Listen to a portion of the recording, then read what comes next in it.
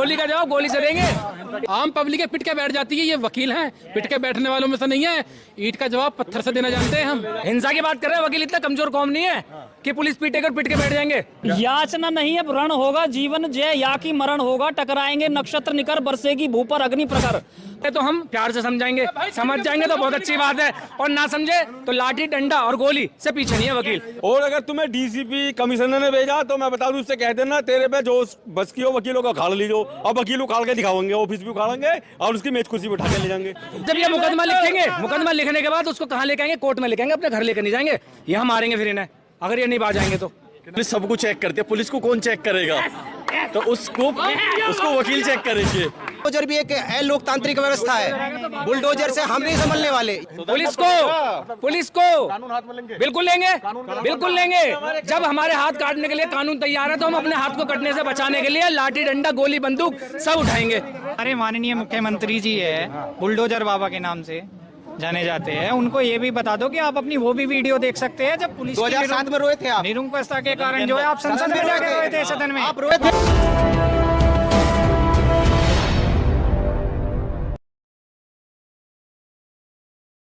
ऐसा है कि जब कोई आदमी अपनी मनमानी पर उतर जाता है ना, तो वो अपने आप को तानाशाह समझता है। और आपको याद होगा, अब से पहले भी क्रांति वकील लेकर आए और दोबारा क्रांति वकील लेकर आएंगे इस देश के अंदर। दिल्ली से लेकर और तमिलनाडु, उत्तराखंड, जहाँ जहाँ जितने स्टेट हैं, सबके अंदर वकीलों में आक्रोश है। अगर 3 दिन के अंदर हमारी मांगें नहीं मानी गई तो ये लगा लो कि अभी तो आंदोलन चल रहा है बहुत शांत तरीके से, ये आंदोलन इतना उग्र हो जाएगा कि सरकार को संभालना भारी पड़ जाएगा। उग्र यानी आप हिंसा की बात कर रहे हैं क्या? हम हिंसा की बात नहीं कर रहे, हमारी कलम ही हमारी हिंसा है। कहाँ कलम तो बंद पड़ी, कलम बंद नहीं पड़ी। इतने मुकदमे पुलिस के खिलाफ डल जाएंगे 156 दिन में कि पुलिस पागल हो जाएगी। क्या हो रहा है ये? पागल हो जाएगी जी बिल्कुल एकदम। पुलिस पर तो एक जुनून सवार है, उसे तो खुली छूट भी मिली हुई है, एनकाउंटर भी कर देती है, बुलडोजर भी चला देती है। तो बताइए ऐसे। जी जी जी ऐसा है, पुलिस बंदूक एक तरफ कलम है। मैं आपको बताता हूँ, पुलिस ने आज तक जितने एनकाउंटर करे वो सब फर्जी करे होंगे। हम भी यहीं गाजियाबाद के रहने वाले हैं, हमने असली एनकाउंटर पुलिस को भगते देखा है, राइफल तक छोड़ते भगते देखा हमने पुलिस वालों को।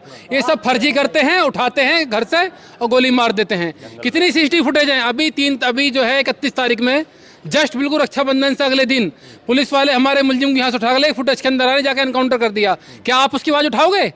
आप मुकदमा लिखवाओगे? आप पत्रकार हो, आप हमारी इनकी आवाज उठाओगे नहीं उठाओगे? ये बताओ मुझे। पुलिस के सामने कहीं किसी की सुनवाई नहीं हो रही, और पत्रकार बंधु भी हमारी सही बात को नहीं दिखा पा रहे कहीं से कहीं तक। क्यों? क्योंकि उनके काम पुलिस से पढ़ते हैं, वकीलों से नहीं पढ़ते। अगर वकीलों से उनके काम पढ़ते होते तो हमारी आवाज को उठाते, दमदार तरीके से हमारी आवाज को रखते। वो कहा जा रहा है कि वकील गलती पे है, उन्होंने अपनी टशन में आकर के उससे पुलिस वाले से झगड़ा कर लिया। टसन कोई नहीं होती। एक आदमी अपना मतलब शांतिपूर्वक अपनी बात को कह रहा है तो वो भी मतलब टसन हो गई। टसन कोई नहीं है। अपने हक की लड़ाई लड़ना, अपने अस्तित्व की लड़ाई लड़ना, अगर आप टसन मानते हो तो हम इसे टसन का ही नाम दे देंगे। याचना नहीं अब रण होगा जीवन जय, या की मरण होगा, टकराएंगे नक्षत्र निकर, बरसेगी भू पर अग्नि प्रखर। फण शेष नाग का डोलेगा, विकराल काल मुख खोलेगा, और युद्ध ऐसा होगा फिर कभी नहीं जैसा होगा। और बात ऐसी है, जब कोई व्यक्ति ये कहता है कि भाई मुझे कोई चैलेंज कर ही नहीं सकता, पुलिस को वकील के अलावा कोई चैलेंज कर ही नहीं सकता, और हमने कर दिया और हम कर रहे हैं और आगे भी करेंगे, तो उनको ये बात अपने स्वाभिमान पे, अपने मन पे लगी है। हमें भी अहम है, उन्हें भी अहम है। तो इस चीज का कानूनी रूप से पूरा दिया जाएगा, जवाब दिया जाएगा। भारत बंद अभियान होगा। आप जो कह रहे हैं यातना नहीं रण होगा। हाँ, हमारा रण कलम से होता है। हमारा रण निर्दोष लोगों पे लाठियां मारने से नहीं होता है। हमारा रण कलम हमारी AK-47 है। हमारी कलम लाठी नहीं है, आंसू गोले नहीं है, गोलियां नहीं है। हमारी कलम है, वही हमारी तलवार है, वही हमारी बंदूक है। और वकीलों से क्यों नहीं उलझना चाहिए? जो भी समझदार व्यक्ति होगा, ब्यूरोक्रेट्स होगा, वो पहले सलाह ये देते हैं कि वकीलों से क्यों नहीं उलझना चाहिए। वकीलों के पास बम नहीं है, वकीलों के पास कानून की ताकत है। और इस चीज को हम इस बार दिखा देंगे, निचले स्तर पर नहीं, ऊपरले स्तर पर भी दिखा देंगे। तो पुलिस के पास भी है? नहीं, जहां से इनकी चार्जशीट शुरू होती है, हमारा ट्रायल शुरू होता है। जब इनका पूरा खत्म हो जाती है दिमाग लगाना, हम वहां से लगाते हैं।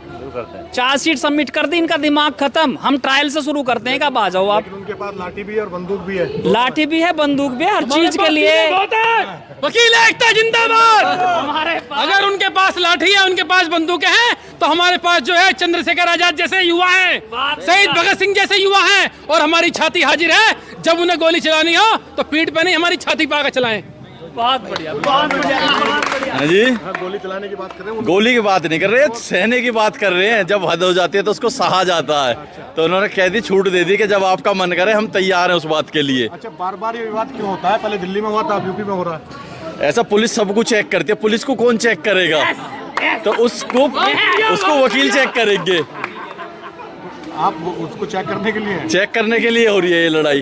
जो गलत करेगी उसके गलत को गलत कौन कहेगा? वकील के अलावा से कोई गलत नहीं कह सकता। ना किसी में इतनी ताकत है, ना किसी को इतनी कानून की जानकारी है। हाँ, अगर वकील भी उस बात को सहने लगेंगे तो फिर आम जनता में और वकीलों में क्या अंतर रह जाएगा? क्या वकील साहब, एक बात बताइए, दो पक्ष हैं, एक कानून के रखवाले हैं कहा जाता है, एक लोगों को इंसाफ दिलाते हैं, वो भी कानून के सहारा लेते हैं। तो दोनों जब आपस में लड़ेंगे तो आम आदमी का क्या होगा? बात ही अकेली लड़ाई की नहीं है, बात अधिकारों के लड़ने की है, अधिकार पाने के लिए लड़ाई है। उन 29 को हमारा जो हापुड़ में एक बहुत ही शांतिपूर्वक अधिकार मांगने की लड़ाई थी। हापुड़ में बहुत ही शांतिप्रिय तरीके से हमारे अधिवक्ता भाई आंदोलन कर रहे थे, और पुलिस ने पुलिस का जो निरंकुश तंत्र है, उसने जो डिक्टेटरशिप, बिना किसी अथॉरिटी के, कोई ऐसी वार्निंग भी नहीं थी कि हम लोग शासन व्यवस्था के किसी अंग को भंग कर रहे हों। हमने कोई ऐसा, हमारे वकील साथियों ने शांति भंग की हो या कोई वायलेशन किया हो। उस दिन हमारा मूवमेंट बिल्कुल शांति प्रिय तरीके से चल रहा था। अगर उसमें कोई मरीज आ रहा है उसको भी रास्ता दिया गया था, उसमें कोई बच्चों की स्कूल की बसें आ रही थी उसमें भी वापस दिया गया था। और जब ये मूवमेंट अपने बिल्कुल अंतिम चरण में था और अधिवक्ता साथी अपने चैम्बर्स को जा रहे थे, उस समय पुलिस ने एक निरंकुशता के साथ जो लाठीचार्ज किया वो बेहद निंदनीय है। और उसमें खास तौर से ऐसे असामाजिक तत्व थे जो आप लोगों ने वीडियो वायरल आई हुई हैं, वो आप लोग पत्रकार साथी हैं, आपने भी देखा होगा कि उसमें फॉर्मल कपड़ों में लाठी लेके और एक जैसे गुंडों को और क्रिमिनल्स को पुलिस लाठी चार्ज करती है उस तरीके से मारा, इंटेंशनली मारा है। अटेम्प्ट टू मर्डर का केस है ये, लेकिन पुलिस ने एक एफआईआर की जगह 3-3 एफआईआर, हमारे अधिवक्ता साथी जो हापुड़ के हैं, वहाँ के पूर्व अध्यक्ष गंभीर रूप से बीमार हुए चौधरी अजीत सिंह जी, उनके खिलाफ भी 307 का मुकदमा लिखा। और उतनी धाराएं पुलिस ने अपने अधिकारों का मिसयूज करते हुए लगा दी कि जैसे वकील एक समाज का जिम्मेदार नागरिक ना होकर एक परंपरागत अपराधी हो। तो सवाल ये नहीं है, हमारे अधिकार, अगर हम अपनी डेमोक्रेटिक सिस्टम है, डेमोक्रेटिक सिस्टम में ये होता है कि कोई भी आदमी जिसके फंडामेंटल राइट कर्टेल होते हैं वो अपने फंडामेंटल राइट मांगने के लिए अधिकार करता है। धरना प्रदर्शन ये लोकतंत्र का एक अहम हिस्सा है। लेकिन पुलिस इस जो हमारे कॉन्स्टिट्यूशन ने हमें अधिकार दिए उनको कुचलना चाहती है। और वकील क्योंकि संवैधानिक व्यवस्था के अंतर्गत रह के अपना आंदोलन कर रहा है, इसलिए हम अंजाम की परवाह नहीं करते। पुलिस जितने चाहे मुकदमे लिखे, देवरिया में मुकदमा लिखा गया, आगरा में लिखा गया, पीलीभीत लिखा गया, हापुड़ लिखा गया, मेरठ लिखा गया। पुलिस की अपनी कलम है, मिसयूज कर रही है, करिए। जितना मैं माननीय मुख्यमंत्री जी से भी खास तौर से कहना चाहता हूँ कि इस आपके शासन में पुलिस निरंकुश हो चुकी है। शासन से डीएम स्तर पर तबादले हुए, लेकिन पुलिस की मनमानी और पुलिस की ज्यादती आप देखिए कि हापुड़ में एक भी ट्रांसफ़र नहीं हुआ। ना ही वहाँ के पुलिस अधीक्षक का ट्रांसफ़र हुआ है, ना ही वहाँ के जिलाधिकारी का ट्रांसफ़र हुआ है, ना ही वहाँ के पुलिस अधीक्षक जो सिसोदिया जी उनका हुआ है, ना ही कोतवाल का हुआ है। इसका मतलब ये है कि पुलिस ही डिक्टेटर है और पुलिस की चलेगी। तो हम अपने अधिकारों की लड़ाई लड़ें। हमारी सर्वोच्च संस्था उत्तर प्रदेश की है, बार काउंसिल ऑफ उत्तर प्रदेश।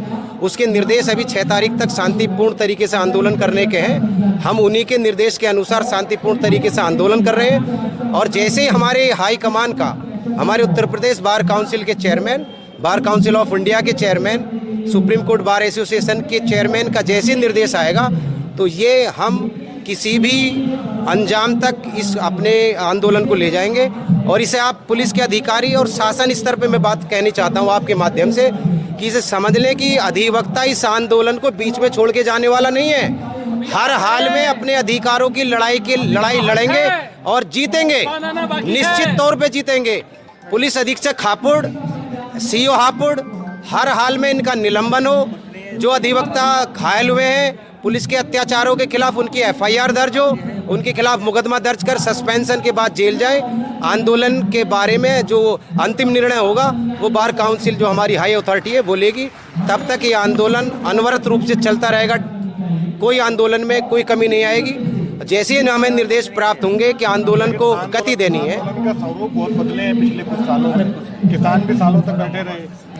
देखिए दो बातें हैं। दो समझना होगा शासन आप विधि का ही पत्रकार हैं, चलेगा। आप पत्रकार हैं। पुलिस को समझना होगा शासन विधि का ही चलेगा, तानाशाही नहीं चलेगी इसमें। हाँ। पुलिस का जो रवैया है वो लोकतांत्रिक व्यवस्था के खिलाफ है। जो पुलिस एक्ट बना 1861 में ये लागू हुआ, ये अंग्रेजों ने बनाया पुलिस तंत्र है। पुलिस एक्ट उन्होंने लिखा, आज व्यवस्था बदल चुकी है। भारत लोकतांत्रिक देश है। अगर किसी के फंडामेंटल राइट कर्टेल होंगे तो उनको अधिकार लड़ने का और अपने हक मांगने का अधिकार है। ये हमें संविधान ने दिया है। संविधान के अकॉर्डिंग हम अपनी लड़ाई लड़ रहे हैं और इस संवैधानिक लड़ाई लड़ने में हम माननीय उच्च न्यायालय इलाहाबाद और माननीय सुप्रीम कोर्ट तक जाएंगे। हमारी सर्वोच्च संस्था जो फैसला लेगी हम उसका पालन करेंगे। शांतिपूर्ण तरीके से हमारा आंदोलन जारी है और चलता रहेगा अपने अधिकारों की जीत तक। क्योंकि पुलिस ने अत्याचार किया है तो उसे हर हाल में उसके खिलाफ मुकदमे लिखे जाने चाहिए। नहीं लिखे जाएंगे तो माननीय न्यायालय हमारे यहाँ है, हर जिले में जिला न्यायालय है, उनके खिलाफ कंप्लेंट केस फाइल होंगे और जो भी कॉग्निजेबल ऑफेंस में उन्होंने अपराध किया है उसमें माननीय न्यायालय से तलब होंगे। उन्हें अंत में आप ये समझ लीजिए, आप पत्रकार साथी हैं, हर हाल में सत्य की विजय होती है। जीत हमेशा सत्य की हुई है। अधिवक्ता साथी सत्य के मार्ग पर लड़ाई लड़ रहे हैं और जीत भी निश्चित हमारी होगी, अधिवक्ता साथियों की होगी।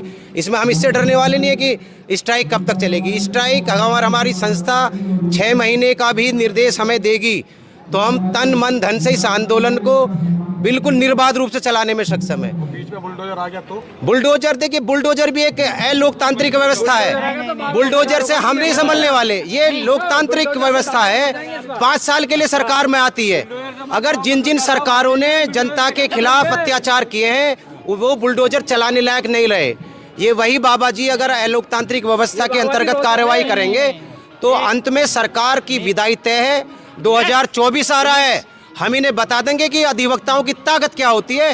2024 में भारतीय जनता पार्टी की सरकार का जाना अगर वकीलों से लड़ाई जाएगी तो निश्चित भारतीय जनता पार्टी को पूरे देश के लेवल पे खामियाजा भुगतना होगा। निश्चित है। ये अकेले हापुड़ की लड़ाई नहीं है, उत्तर प्रदेश की लड़ाई नहीं है। हमारे साथ पूरे भारत के अधिवक्ता हमारे साथ हैं। हमारे माननीय मुख्यमंत्री जी है, बुलडोजर बाबा के नाम से जाने जाते हैं। उनको ये भी बता दो कि आप अपनी वो भी वीडियो देख सकते हैं जब पुलिस 2007 में रोए थे आप, निरंकुशता के कारण जो है आप संसद में जाके रोए थे, सदन में आप रोए थे सदन में। आपने इतनी पावर दे दी कि आज मतलब इतनी पावर दे दी कि आज आप बेलगाम कर दिया आप उन्होंने कि आप उनमें उनके पास कोई है नहीं और आप उन पे लाठीचार्ज कर दो निहत्तों पे।